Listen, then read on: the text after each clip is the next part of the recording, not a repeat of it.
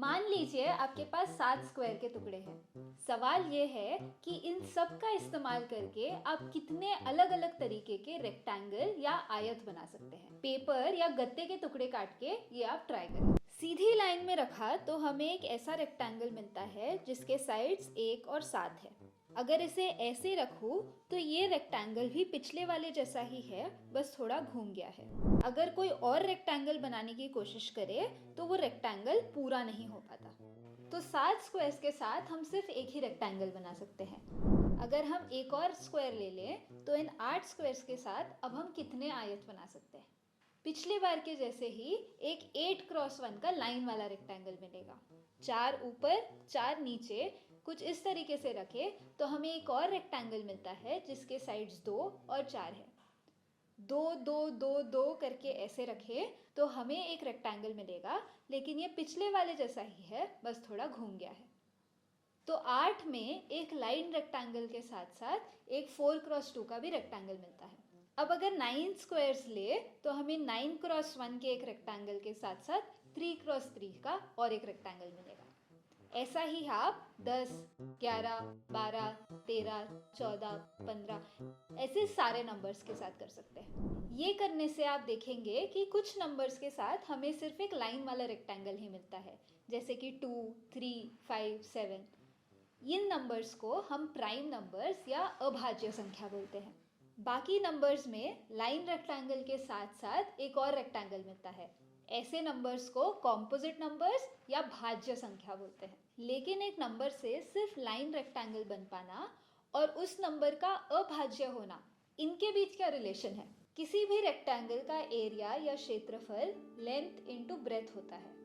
मतलब 7 स्क्वायर से बने इस रेक्टेंगल का एरिया 7 स्क्वायर यूनिट यानी 1 यूनिट क्रॉस 7 यूनिट होगा, जहां 1 और 7 उस रेक्टेंगल के साइड्स है। इन साइड्स को हम इस एरिया वाले रेक्टेंगल के फैक्टर्स बोलते हैं।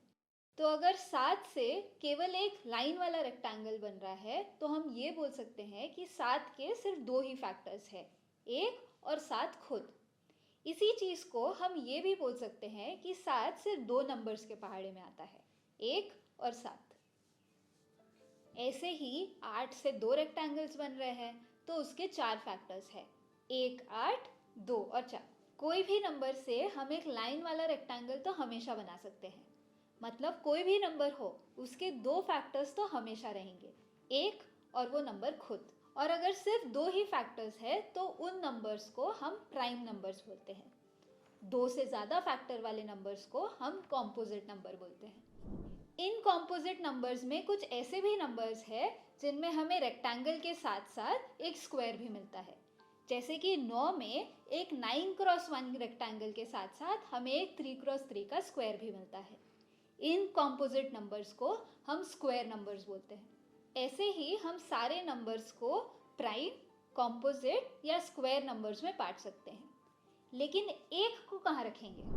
क्योंकि एक खुद ही एक स्क्वायर है जिसके साइड्स 1 और 1 यूनिट है, वो खुद ही एक स्क्वायर नंबर है। इसका मतलब एक का सिर्फ एक ही फैक्टर है। तो क्या ये प्राइम नंबर हुआ? नहीं। कोई भी नंबर का प्राइम होने के लिए उसके 2 अलग अलग फैक्टर्स होना ज़रूरी है। तो एक प्राइम नंबर नहीं है। तो क्या ये कॉम्पोजिट नंबर हुआ? ये आप हमें सोच के बताइए। तो आपके लिए दूसरा सवाल ये है कि अगर 1 क्रॉस 1 फीट के टाइल्स को बिना काटे एक रेक्टेंगल बेस वाला रूम बनाना है तो 127 स्क्वायर फीट के रूम को हम कितने अलग अलग तरीके से बना सकते हैं? इन सवालों का उत्तर आप हमें कमेंट सेक्शन में ज़रूर बताएं। Thank you.